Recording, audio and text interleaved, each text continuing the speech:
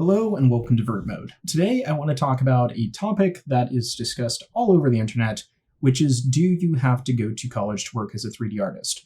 Now, if you are not familiar with me, my name is Andre Wall. I am a 3D artist and educator. I currently work in the video game industry as a 3D artist, but something else that's important to know is I was a college instructor for 8 years. Now, why do I say that? I may have a little bit of a bias going into this, or you could also say perhaps I have a little bit more of a foundational education going into it as well, regarding the pros and cons to going to college. In addition to having taught college for 8 years, I also hold 2 advanced degrees. I have a bachelor's degree in animation and visual effects, and I also have a master's degree in animation and visual effects. So I have spent a lot of time in the classroom as both a student and as an instructor. So with that as my background, let's answer the question, do you have to go to college to work as a 3D artist? The answer is no, but it helps. So what we're going to discuss today is some of the alternative options, and we're going to list some pros and cons to them.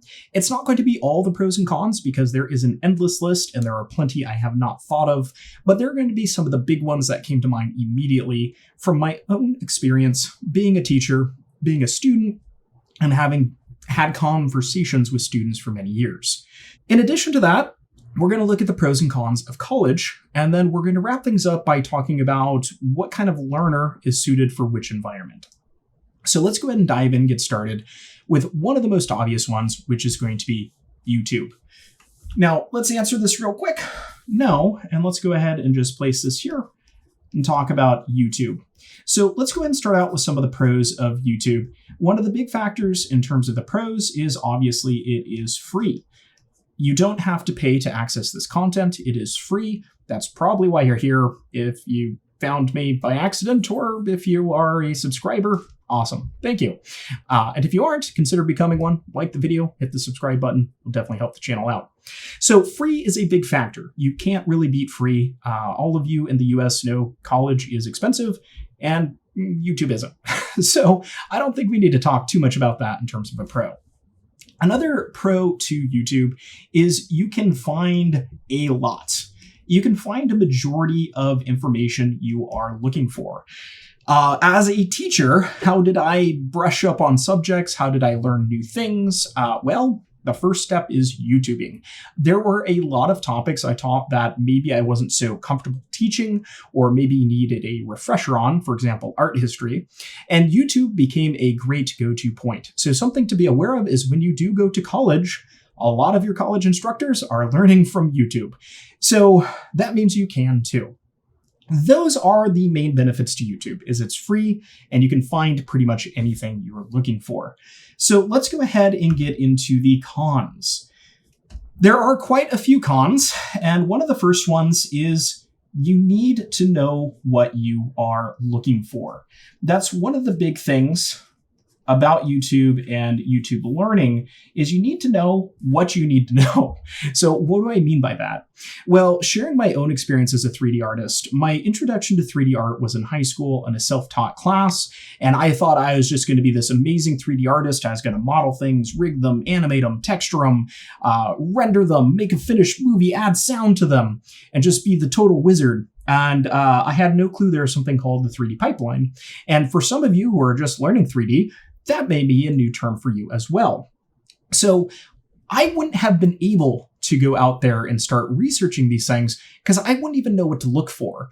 For example, I might be looking how to make a character move, and maybe that would teach me rigging, but maybe it would only keep showing me animation over and over. But maybe from those videos, I would prefer the term rig, and then I know to look up rigging. So it's kind of all over the place. You can kind of piece things together, but at the end of the day, you really need to know what you need to know. And that's one of the challenges about YouTube. Now, a little bit of a pro tip from a teacher.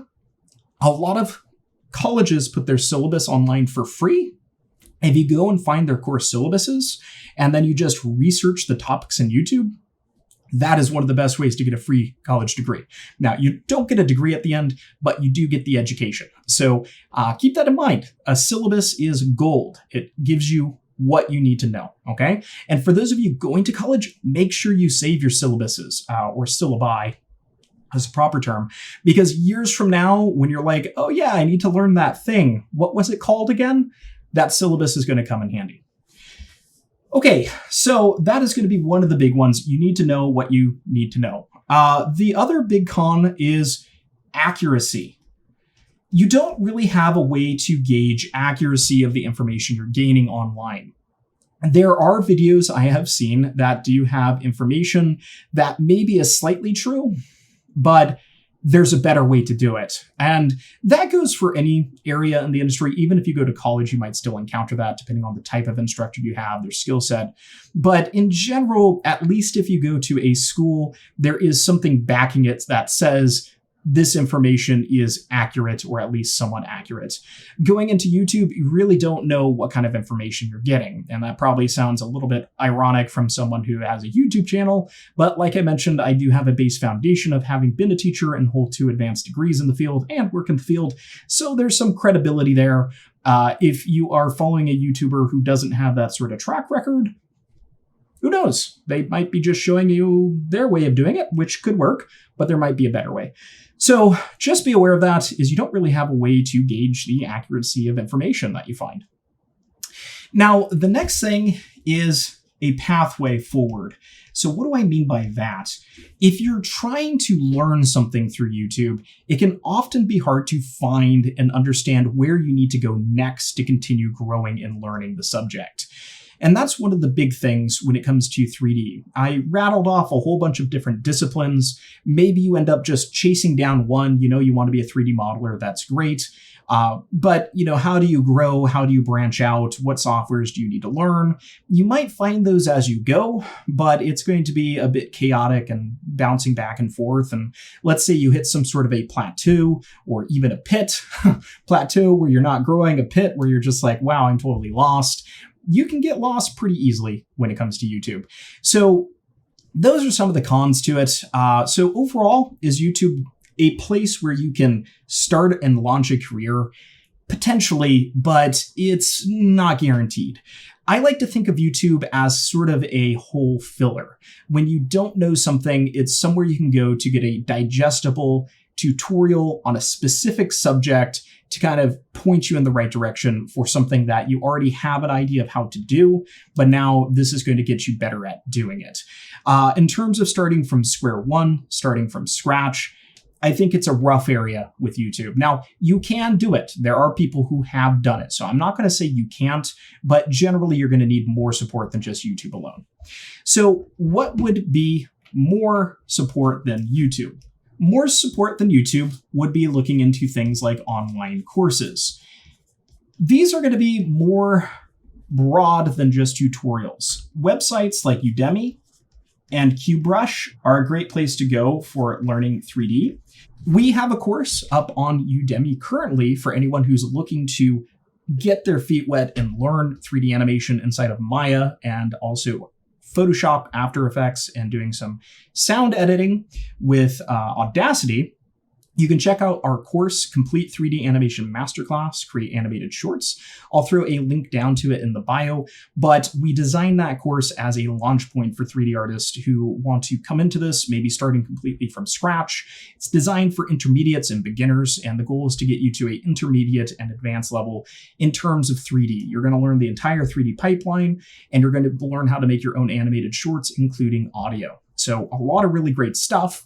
You get your feet wet with all sorts of things. And what's nice is it's in a nice structured course format, chronologically ordered, with various assets to help you along the way, and also a Q&A section where you can reach out and get assistance if you get stuck. Now, that was a bit of a plug for our own course, but hopefully in the plug itself, you learned a bit of the pros. So let's go ahead and start out with some of the pros here. One of the pros is going to be variety of courses. You can find all sorts of courses. There are lots of topics that you can find online in the Udemy and QBrush library, as well as other websites like Skillshare, and there's really quite a few. I don't know them all.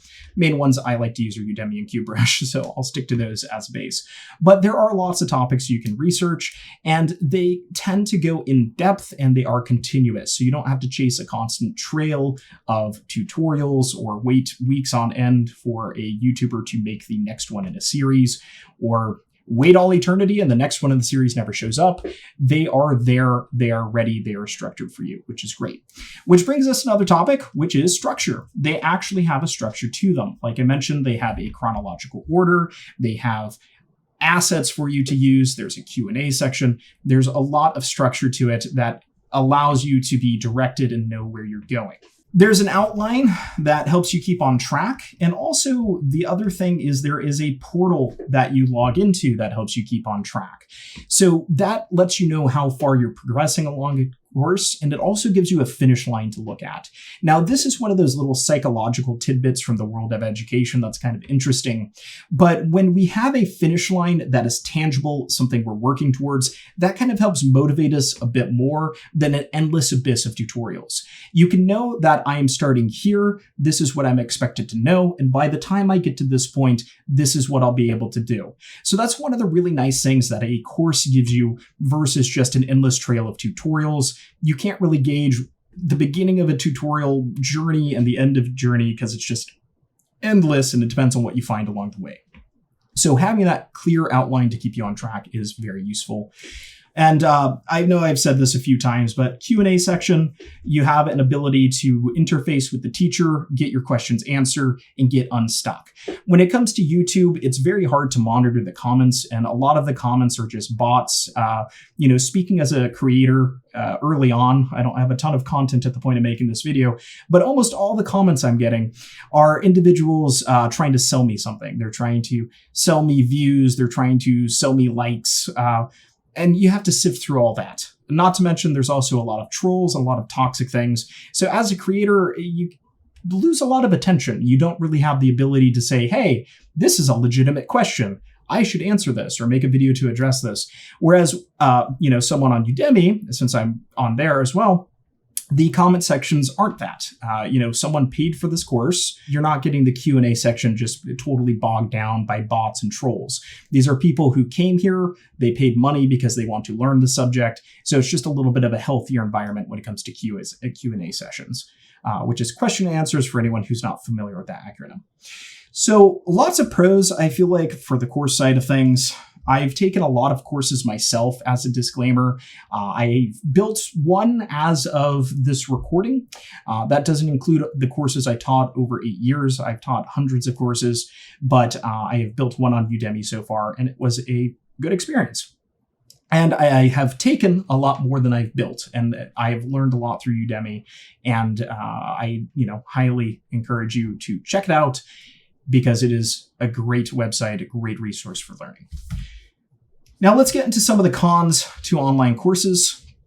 One of the big ones can be courses can get too specialized or too specific. So an example is a lot of the courses I took for learning things like Substance Painter or Substance Designer when those came out. To give you an idea about how it is to be in this industry, Substance Painter and Substance Designer didn't exist when I went to school.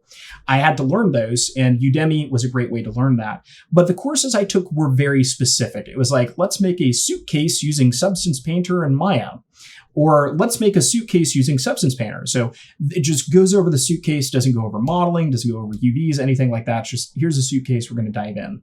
So a lot of the times they can have this razor focus where they're just a little bit too specialized, and it doesn't quite get to where you want to go, if that makes sense. That is not always the case, though. If you check out our complete 3D animation masterclass, Create Animated Shorts, it is what it says. We go through the entire 3D pipeline. I do limit it to just using Maya and Photoshop for the graphic side of things. For a beginner course, I narrowed it down to 2, but I could go into a course where we're using Maya, we're using ZBrush, we're using Substance Painter, we're using Photoshop, we're using all these softwares, and you're going to get totally lost. So some specializations needed, but you can be broad on what you teach. So, for example, we cover the entire 3D pipeline from modeling, UVs, texturing, rigging, animating, rendering in that course. So you really can gain a lot. So whereas it can be a con that they can be too specialized, there's also a good selection of broad courses where you can learn a lot.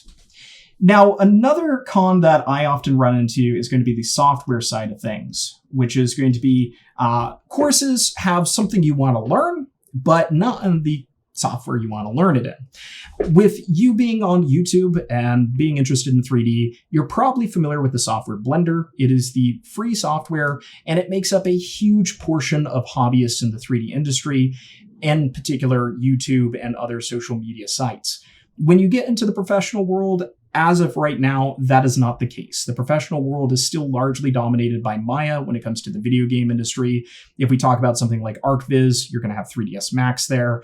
And when you get into film, Maya is still a very dominant one, but Modo and Houdini are kind of moving into that space.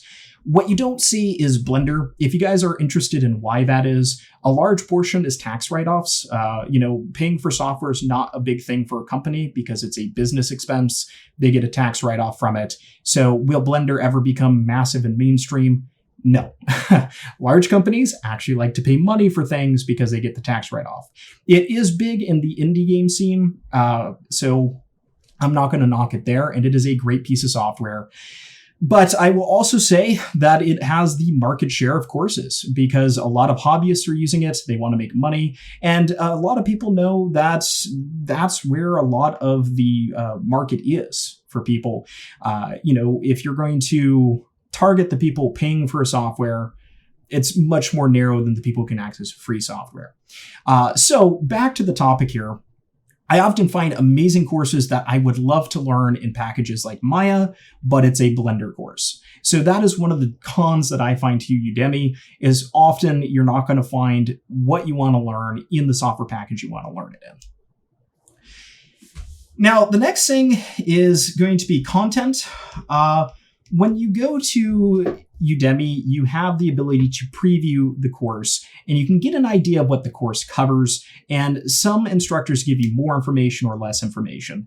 If you check out the videos on my channel as of right now, this is September 2023. I don't know how long this video will survive for, but a lot of the content I have is samples from my course. So I've put those on YouTube to be transparent, to let people know, hey, this is what we're teaching here. This is what you're going to learn. If you want to access deeper information on this, come check out our course, enroll in it, and learn. But that has not always been my experience. There have been courses I've taken that are a very surface level knowledge and never get into the depth that I need. Now, I am an individual who's been doing this for a long time, so I need pretty deep depth to learn something new. And some courses go there, which is awesome. I appreciate those courses, but I have had courses that just stay very surface level and don't really get into the content that I was hoping was in them. That is not always the case, though. To give you an idea, during my master's degree, there was a lot of courses I took that did that surface level thing I'm talking about. And I actually went to Udemy to buy a specialized course for the deep dive. There was situations where I was working with XGen, the hair system in Maya, and very basic level stuff from the academy I was at. And it just was not enough for me to really get what I wanted out of it. So I actually purchased a course in that. And there's a few other things as well along the way. So with that said, like I said, it's sort of a mix. You don't really know what you get till you get it, but more often than not, it is actually good. The last one is sometimes outdated. This is a mixed one. A lot of the courses I took early on in Udemy were in older versions of Maya, like Maya 2014, and at the time it was like 2018 or 2020. Now, did this make a big difference? No. For those of you who have been in this industry for a while, you know that sometimes software changes substantially and it is a completely different beast. But a lot of the times it is very slow increments. And there are techniques inside of Maya that we have been using for decades. I started using Maya back in, I want to say 2008, 2009. And the base way that I model things is exactly the same now.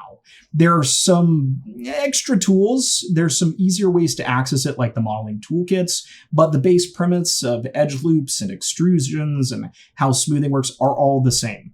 So courses can be outdated, but generally the information is still valuable.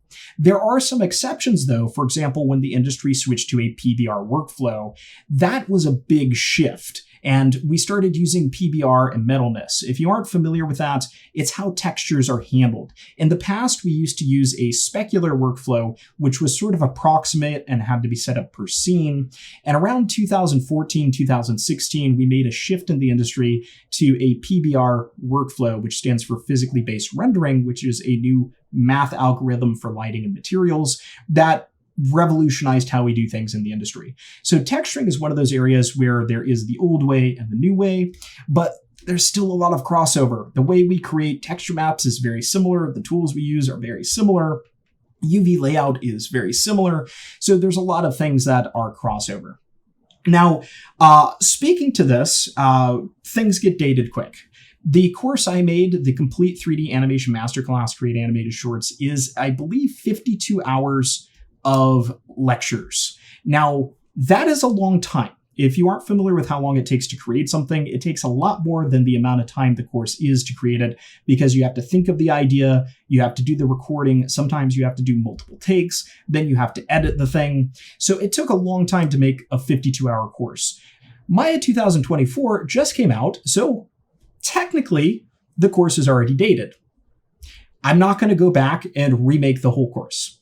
So that is one of those challenges. But the thing is, Maya 2023 and Maya 2024, they're pretty much the same beast. There's going to be maybe a handful of features that are new, and there's a good chance they won't even be used. So something to kind of think about. Things can be dated if they're not maintained, but generally speaking, the information's still good. All right.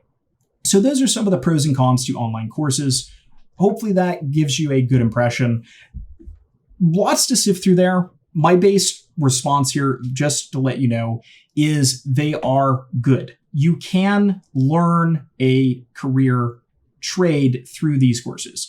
Speaking from personal experience, I did not have experience in Unity at all prior to taking courses through Game Dev TV. They are a great channel for learning all things about game development from the coding perspective and the engine side of things. I originally went to school for film, but I made my career in games. A large portion of that was learning game development through Game Dev TV. Okay, so another one that is a great place to learn is going to be online communities. This is going to be various things like Facebook, Discord, Reddit. These are some of the common ones, but there are industry-specific ones. I'm not going to get into those here. You'll learn those if you dive into these. But these are good resources that can help you learn. Now, can you learn straight from these? Probably not. You're going to need some sort of assistance through videos, which you might get through YouTube or maybe even through courses. Now, what are these good for? One of the big things they're going to be good for is going to be networking in general, just kind of getting to know people and building some sort of a network of individuals who have a shared interest. I haven't personally made any solid networking connections through any of these, but I don't interface with them too in depth. So there's also that. I think it's a generational thing. But that can be one aspect of them, is just getting to know people in the industry and starting to build connections. Another great thing these are useful for is questions. Sometimes you get the answer, Google it, and other times you actually get people who are helpful and give you straightforward answers. So that can be a useful aspect of these. Another big one is feedback. As artists, we need to know how our work is doing. We need to get another set of eyes on it who has some experience and, can give us some ways to improve. There are a lot of Facebook communities out there that do this. There's a lot of Discord channels as well. I don't know for Reddit. I don't spend much time on there. It probably is. But this is one of the big benefits to these communities to help you grow as an artist. It's not necessarily going to teach you, but it is one of those ways to hone your skills. And the reason why I point this out is these are 3 things that college supports for you. And we're going to talk about that when we get to college in a moment here. The networking, the ability to have your questions answered by your peers or instructor or tutor, and of course, feedback from your peers, instructor, or tutor. So this is a way to kind of supplement that. Now, what are some cons to this? Big old toxic here. These environments can be very toxic. It's one of the reasons I don't spend a lot of time on them, but there's just toxicness in general and negative energy that doesn't benefit you. There's a better chance that you're going to have your, entire motivation to do this and build a career out of it completely squashed right out the gate by toxic individuals who are just going to make fun of your art and not respect where you're at on your journey. So going into these, just be aware of that. I'm sure if you spent any time on the internet, it can be completely toxic. And I don't think there's much to be said there, but just be warned that they can be toxic environments. Now, another aspect is you can't verify what they give you. You can't verify the feedback. So you need to have a base foundation of knowledge to work from to understand if the feedback you're getting is actually beneficial or if it's not. Now, am I referring to the toxicity, the bad comments? No, I'm actually referring to someone who has genuine, good feedback they want to give you. It's just the feedback's not actually good. Now, an example of this is I have studied anatomy. I've studied anatomy quite a bit. I had a master course in it. I had to do a full sculpture of the human body in clay. I had to do any Corchi sculpture in, ZBrush. I had to do tons and tons of drawings of every aspect of the human body and every muscle and every bone. So I have a good idea of how these things look and how they fit together. And I posted a stylized female study on a feedback forum. And the one person who gave it feedback gave me feedback that was not anatomically accurate in terms of things like the bone structure of the leg and other forms. Now, I'm someone educated enough to be like, oh, this person doesn't actually know anatomy. They haven't actually studied it. But someone who didn't know that might take those changes to heart, and now they've ingrained false information into their mind about the human form that they're going to carry forward from this day forward until someone corrects them. So it's one of those things where any feedback you get, you have to take with a grain of salt, and you have to understand that there's a benefit to knowing a bit about something before you post your work out there. So in terms of online communities, are these going to allow you to get a career in this field? Absolutely not. They are a support network, and like I mentioned, they sort of supplement the networking, the Q&A, and the feedback that you would get in a college structure.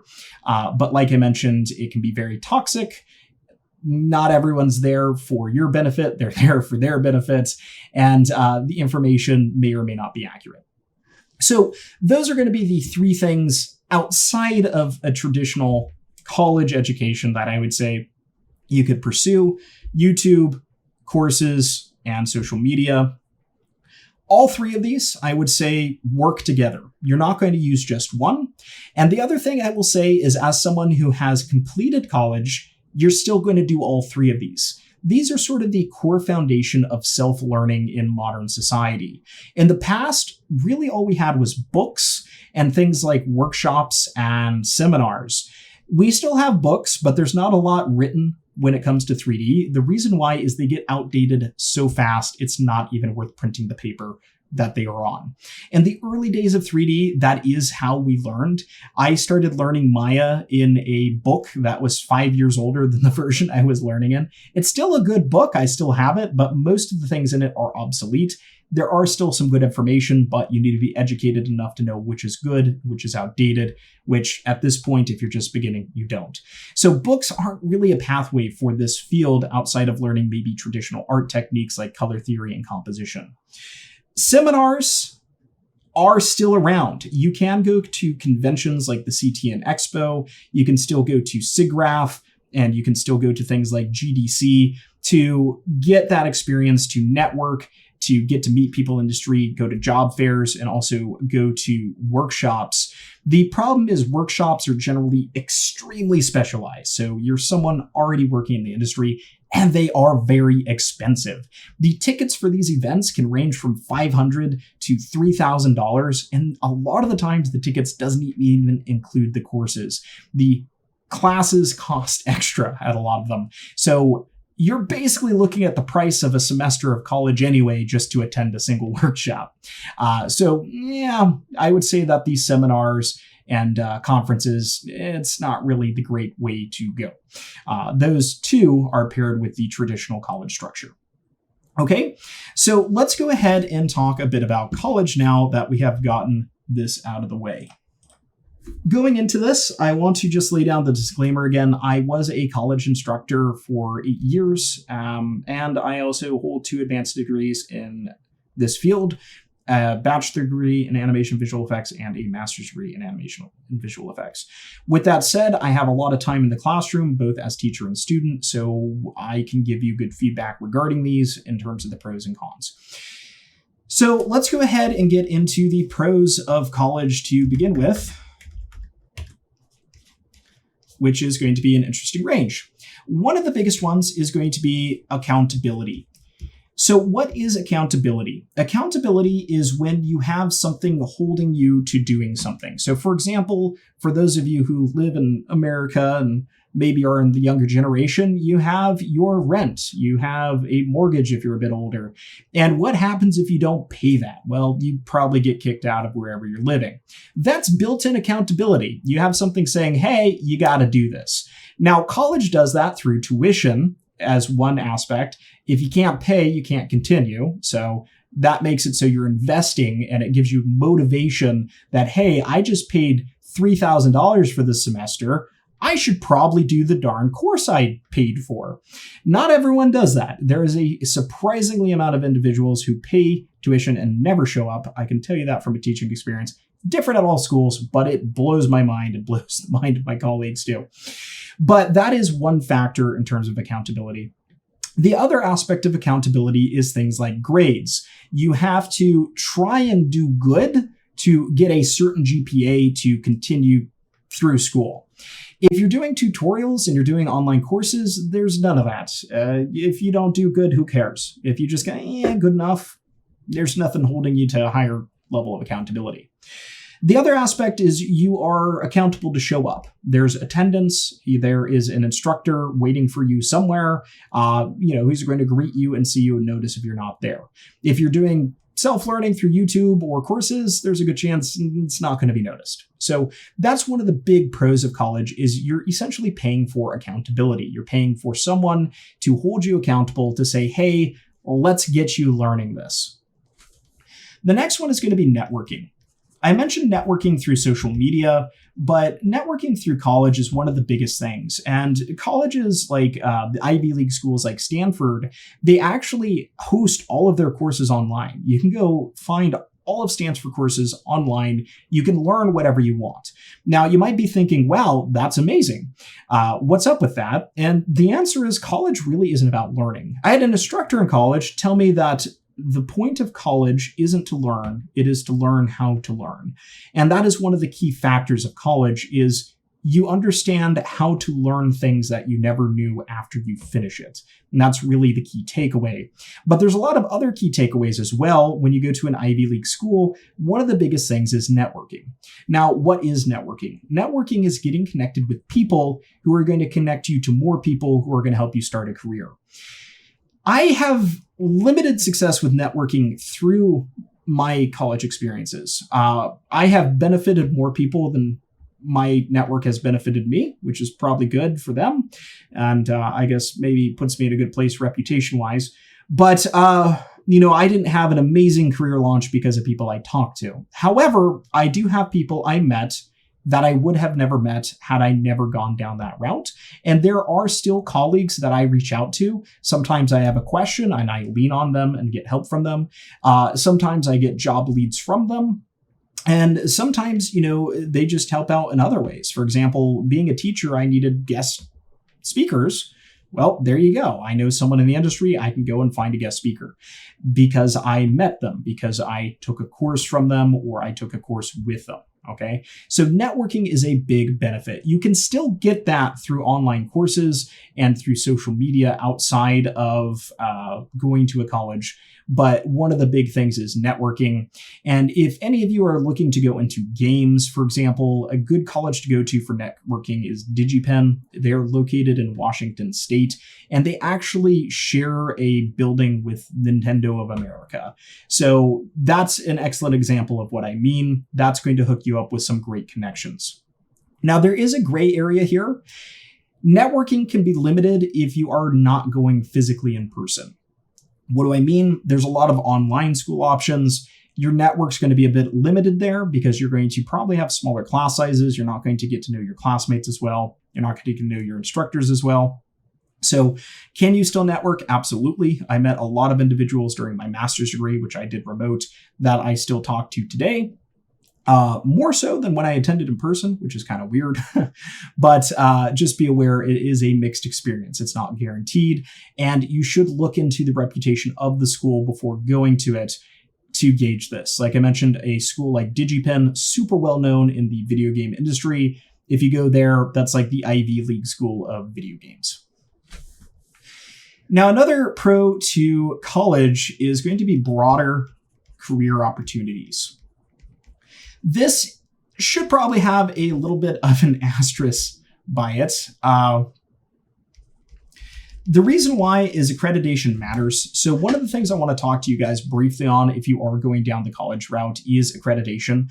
There are different types of accreditation, and if you are in California like me, you want to make sure that your general ed is done through a state accredited school. So this is going to be things like your state colleges. It's going to be things like your large universities. You want to do your general ed through them because your general ed is kind of like a high school diploma for college, meaning that it has absolutely nothing to do with your specialized courses, but it has everything to do with earning your degree. I went to a school that did not have state accreditation. It had national accreditation, and national accreditation is not as high as state accreditation. So that is something you're going to want to look into. And the reason why is this bars you from getting other degrees. So let's say you go down the route of 3D, you realize that it's just not the life you want to live, it's not the career you want to have, and you got a degree at a school that was accredited nationally and not at the state level. It's going to be a lot harder to pivot to something like architecture or engineering or anything that might require a university degree to do because your credits aren't going to be recognized. So what does broader career opportunities mean in terms of college? It can open up things like teaching, which is something I did. I taught for 8 years, and the reason why I did so is I had a bachelor's degree. I was able to teach because I had a degree, and that is a requirement by the accreditation board, what I just talked about. In order to be accredited, your teachers need to have a degree, and that's what allowed me to teach. If I did not have a degree, I would never have become a college instructor, and my entire life probably would have gone in a different direction. Now, why did I mention the accreditation? There was a point where I was thinking of becoming a high school teacher, but I had to completely diverge from that path because I could not get a teaching credential because I did not have state credits. I had national credits. So that is the reason why I mentioned accreditation matters in terms of opening opportunities. I was still able to teach at the college level, but I wasn't able to teach in K through 12 because the state required me to have a degree that was accredited by California. So very murky territory. That's not the case for every state, just so you're aware, but just be aware that if you have different plans in terms of your career, you might want to pivot to teaching in public school. You want to make sure that the school you go to aligns with that in terms of credits. But that's going to be a big factor in terms of, college is just going to be the ability to open other opportunities such as teaching. Credits. We've talked a lot about credits. The nice thing about credits, if you can spell it right, is that credits can be transferred to other degrees. So let's say you get a degree in 3D and you're like, I don't really want to do this anymore. I want to try architecture. It can be a lot easier to pivot to that career because if you do your general education, it'll transfer over and you just have to do your specialized courses. So in short, once you get one degree, all your other degrees are cheaper because the bulk of the cost of a college degree is going to be your general ed, which for those of you who haven't gone to college is literally just a repeat of high school. That is it. They just make you pay for high school and then they say, hey, you can take 3 courses and now you're specialized in it. It's totally bonkers. And that also brings us to changing careers. So not only can you have a broader career in the fact that you can do teaching, you can pivot careers a little bit easier because you can get other degrees faster. So those are some of the pros to it. It's kind of weird to say, but yeah, it just opens you up in the future for more opportunities. Now, there are a couple more pros I want to get to. For example, they provide a location a lot of the times. If you are not remote, they have a campus, which can be useful. Not everyone has a house where they can learn. It's not a good learning environment. Other things they may not have access to is going to be software. Software can be very expensive. I mentioned Blender is free, but if you want to learn Maya, it is not. Neither is ZBrush or After Effects or Photoshop or any of the software we use.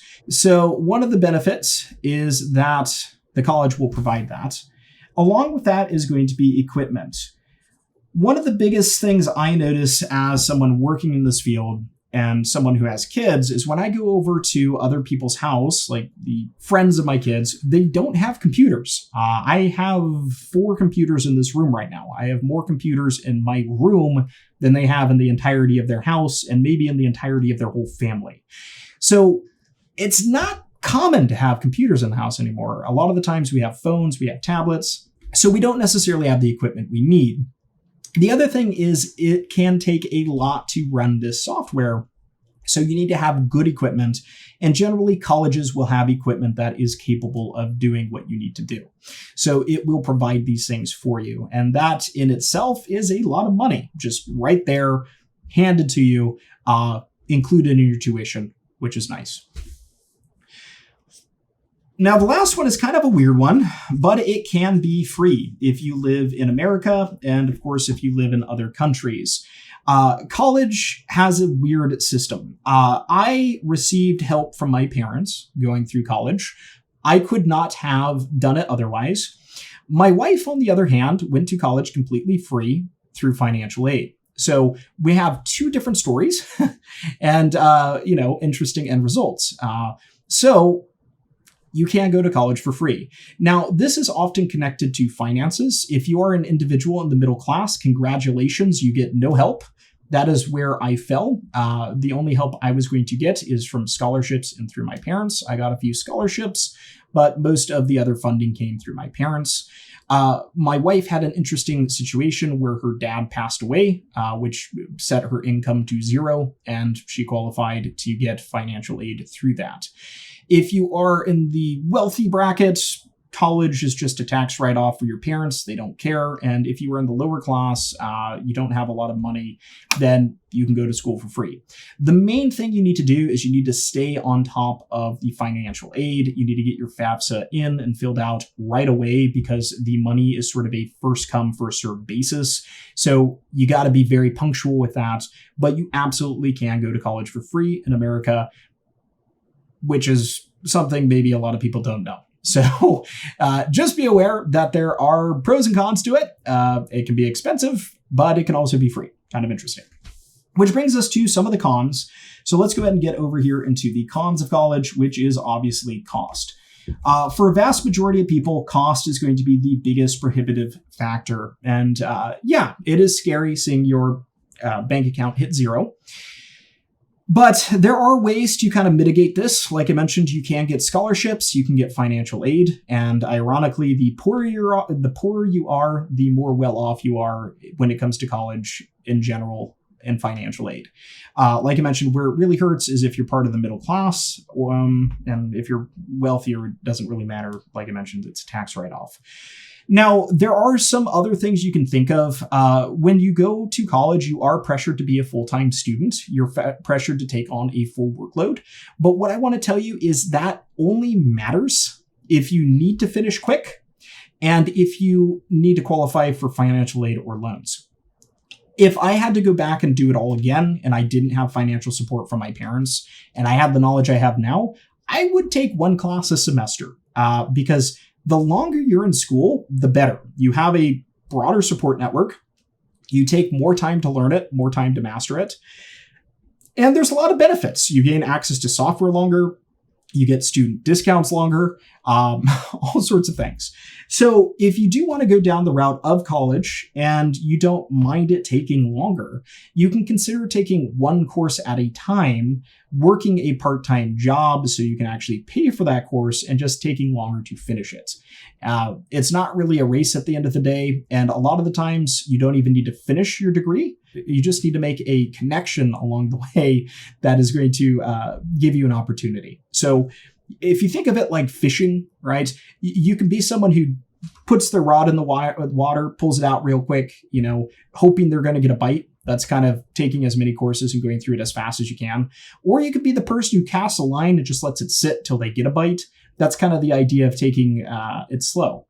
So it's something to think about. Like I mentioned, if I had to do it all over again, I didn't have financial backing, I'd just take one course a semester, draw it out really long, allow me to network with as many people as possible, present as many opportunities to me as possible, take as many internships as possible, and work my way through it that way. So something to think about in terms of that. Now, another interesting one is it can be outdated or false. And this goes against one of the things I mentioned earlier. But I have seen things be outdated. I've even experienced it. I finished my master's degree in 2020, and I believe I enrolled in 2018. I took a Maya course that was in Maya 2014, and there was outright false information in it. Maya 2014 was a good piece of software, but there was a lot of broken tools, a lot of things that didn't work, and there was features like Unfold 3D and UVs that didn't even exist. So there was just a lot of false information. The UV section had, students going to an external software, not doing it in Maya, all sorts of bad information. And I knew that because at that point I had been teaching for half a decade. I'd been teaching for a long time and I had been working in this field for a long time. So I was able to be like, yeah, they're not teaching the right things here. But someone who's new to the field just thought that's the way we do it. Right? So as someone who was educated going into it, I could see this as a flaw, but generally people who are just learning it for the first time don't.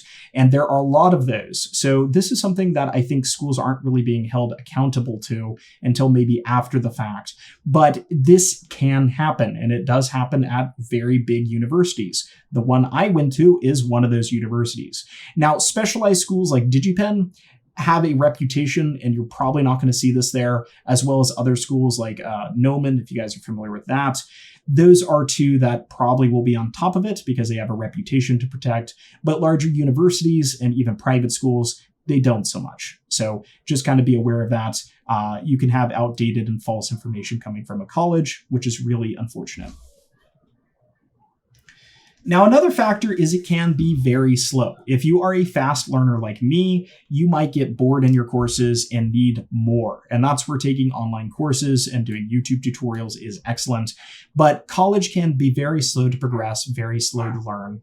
And it can be disconnected. One of the biggest complaints students had at the school I was teaching is that it was hard to understand the full 3D pipeline because they took everything piecemeal. They had a modeling course, a texturing course, a rigging course, an animation course, but they never had a course where they brought it all together.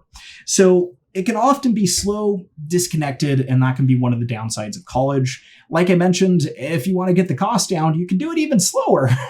But that's one of the downsides. Another aspect is the equipment they give you can be outdated or just not up to the task. This happens often. There are a lot of schools that will provide you things like a laptop, or they will provide you the option to buy a laptop through them. If you are someone who is not tech savvy, get eyes on this, get someone who is to look at it before you purchase through a school, because a lot of the times they do not sell you a computer that is good enough to do what you need to do. They give you something that is in budget for them and good enough.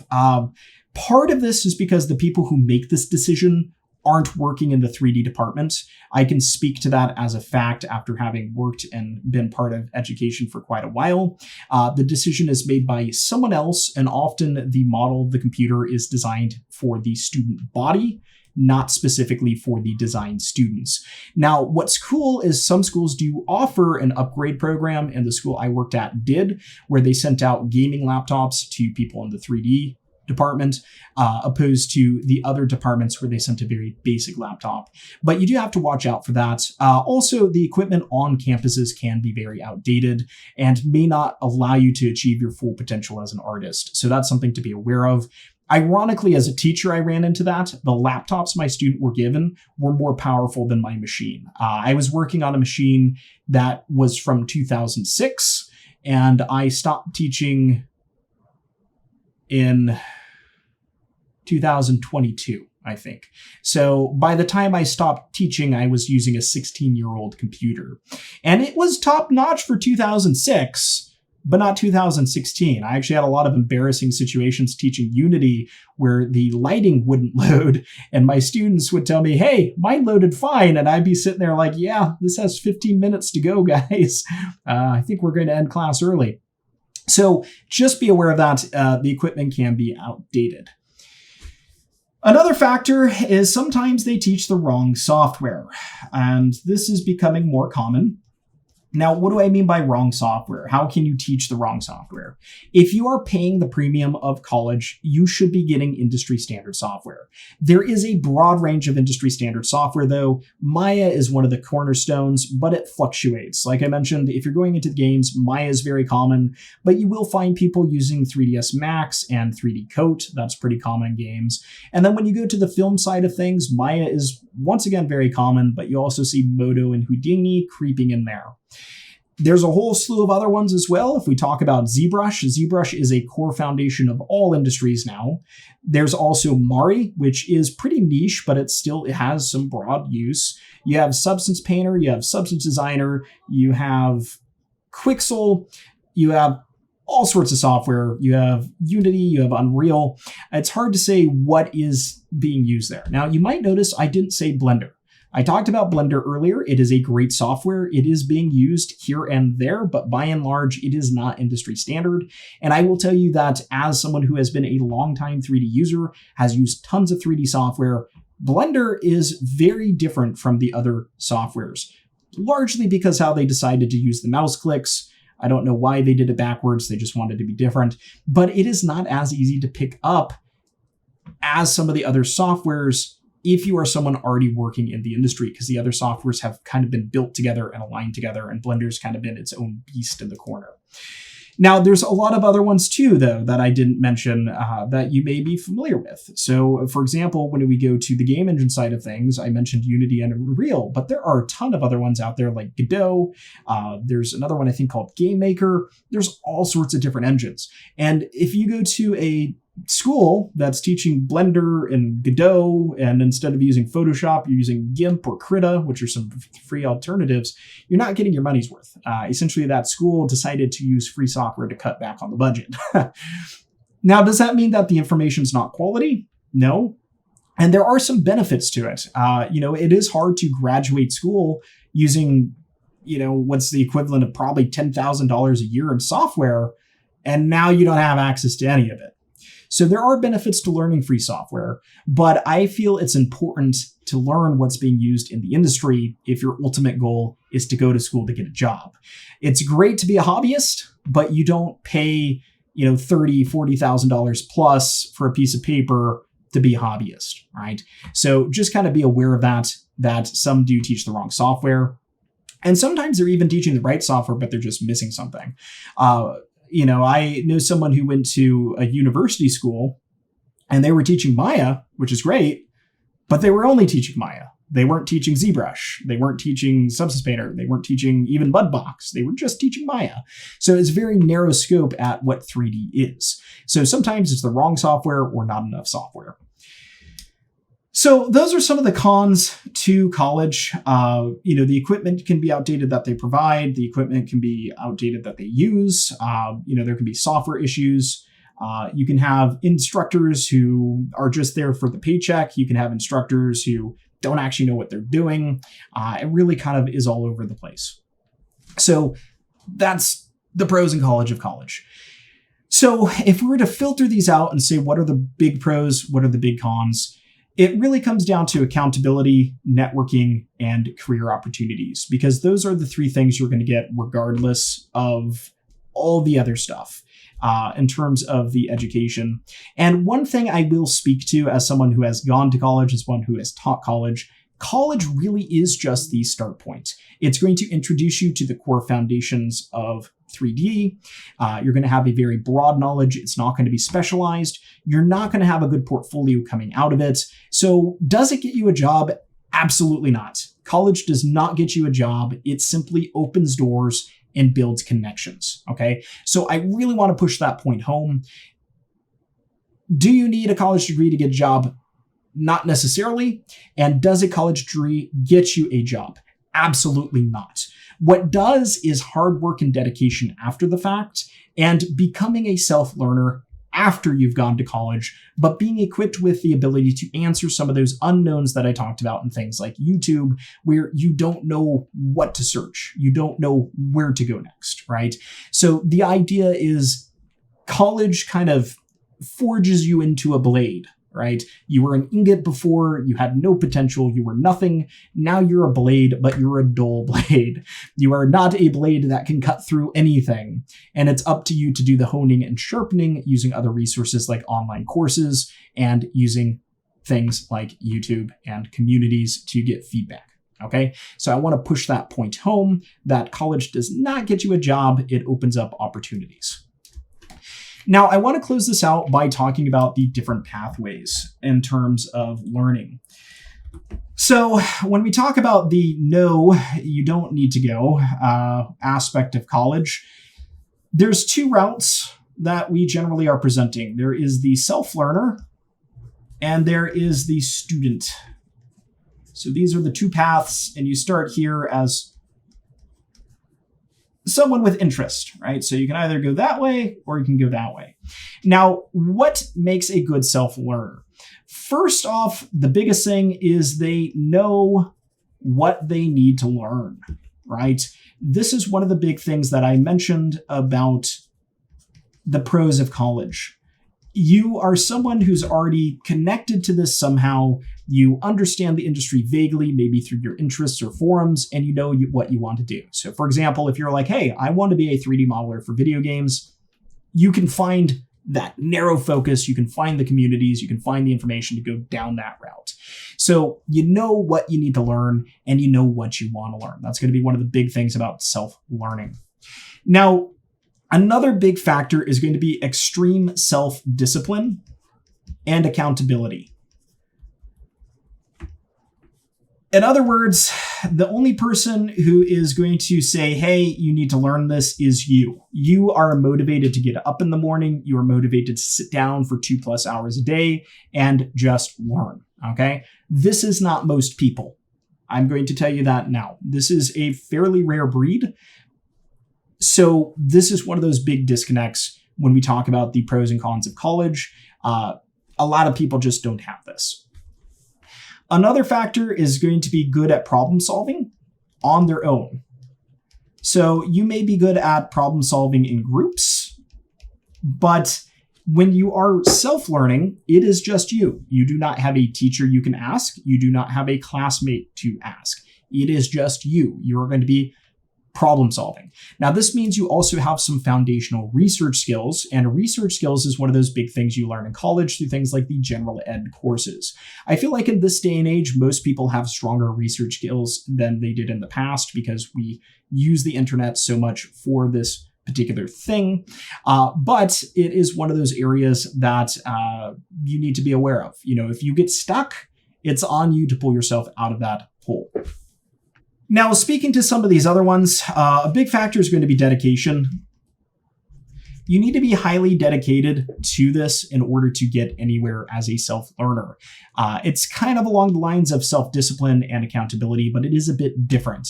This has to be something that you really want, your heart is fully in, and you are going to invest the time to do this because you really want to, okay? Another factor, which is kind of interesting, can be finances. So, in short, money. There are things that you do need to finance, right? You can spend all day on YouTube, which is great, but eventually you're going to come on some YouTuber who has this juicy course that has information you want. It has all the answers to your question. It's going to launch you into a career, and you want to pay for that. So as a self-learner, you still need to have some means of financing courses. Now, the nice thing is most courses cost way less than a single college class and are 1,000 times better. For example, the course that we have on Udemy, which is the Complete 3D Animation Masterclass, Create Animated Shorts, is essentially the equivalent of getting an associate's degree in this field. You are going to be able to do probably more than most people with an associate's degree, and you might even be at the equivalent of someone with a bachelor's degree in this field who's not necessarily going to a highly specialized school. But it gives you an idea of the value you get out of one course. It is the equivalent of an entire college degree in one class, right? So that is one of the really powerful things about taking online courses versus going the route of college. But in short, if you're going to be a self-learner, you have to find a way to finance that. The other aspect of finance is you have access to your own equipment and software. That is a pretty big investment. For a laptop or a computer that can do what we need to do, you're looking at paying at least $1,000 or more. And that doesn't include other hardware like the Wacom tablet I'm using here.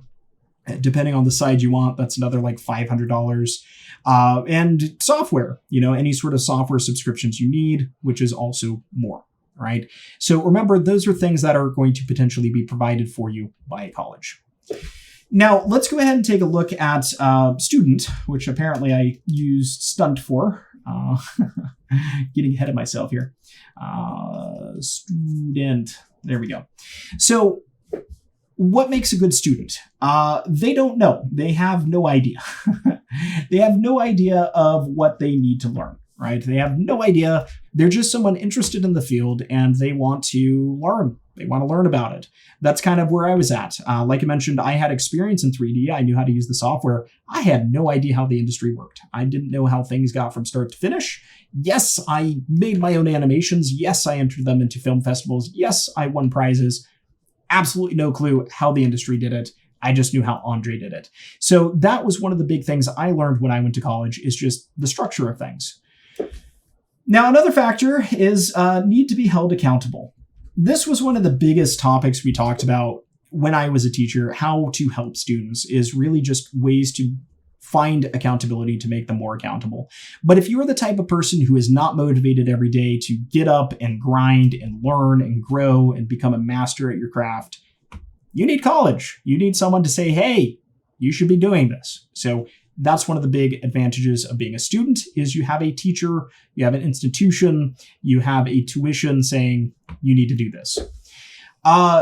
This is also a big factor here, but you have a support network. If you are someone who needs a support network, if you need someone to fall back on, if you have a question, you need help, you're helpless on your own, or you get frustrated easily, or you give up easily, having a network that is a school, an instructor, a student, a tech team, even an IT department, this can be a huge help. There are a lot of weird things that go wrong in this field that you will not learn quickly. For example, Maya bugs out all the time, and 99.9% of the time, to fix it, you just have to delete the prefs folders.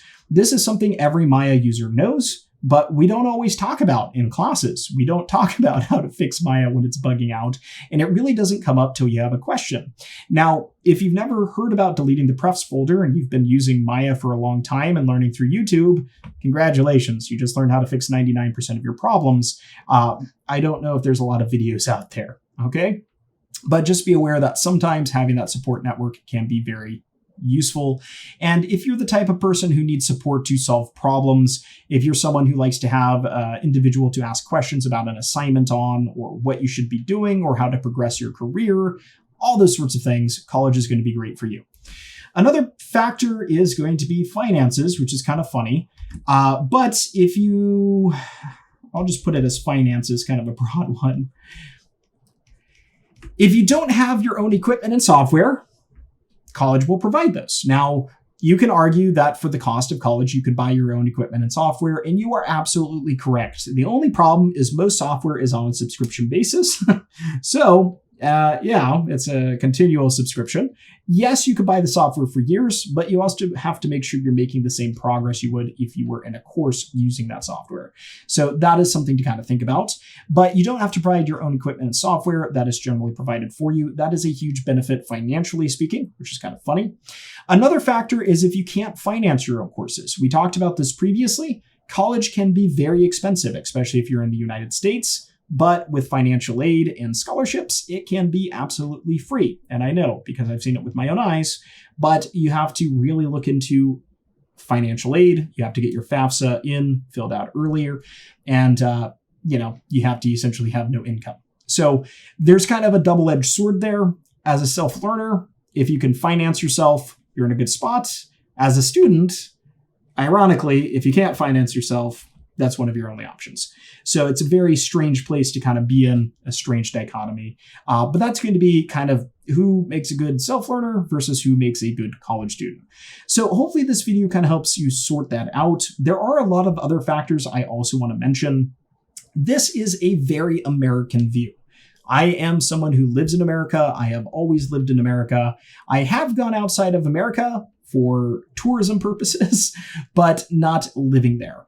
College is different in other countries. There are some countries where college is the only thing that is going to get you where you need to go. It's the only support network you have. It's the only resource you have that is going to give you what you need. So gauge that based on your circumstances and where you live, and understand that at the end of the day, college will not get you a job. What's going to get you your job is going to be your portfolio. It's going to be your skill set. Okay. What college does is it opens doors and it teaches you how to teach yourself to learn. It teaches you key skills like problem solving skills. It teaches you social skills. It builds networks. It builds connections. So college really is not about getting you a job. It's about getting you ready to get a job, opening up those opportunities and those doors, and turning you into a self-learner. So if you aren't a self-learner yet, college is a good place to begin. So hopefully this video helps you sort out whether or not you need to go to college. So bottom line, do you need a college degree to work in this field? No. However, it can help you. So you need to assess it based on your own situation, whether or not it is something that you can afford, whether or not you are the type of person that needs it to begin with, and of course, most importantly, whether or not you're the type of person who can do this on your own. Now, fortunately, there are channels out there like VertMode who offer you a connection into the industry to help you along your journey, as well as provide you with courses that are equivalent, if not superior to what you would be taking at college. So there is a way forward if you can't afford college, if it is not right for you, and if you do need some of the other support that you're looking for. So just be mindful that it is a long journey, and regardless if you go to college or not, the self-learner path is one you will be walking down. It is a continuous journey in this field. There's always something new to learn, and you have to constantly keep your skills up to date, learning the newest tricks, the newest techniques, the newest software to stay relevant in this industry. So we're going to wrap up this video here. If you found this video useful, be sure to hit the like button. And if you want to check out our future content, be sure to hit subscribe. And if you're someone who is interested in learning 3D, you want to learn industry standard software, I highly encourage you to check out our course on Udemy, Complete 3D Animation Masterclass, Create Animated Shorts.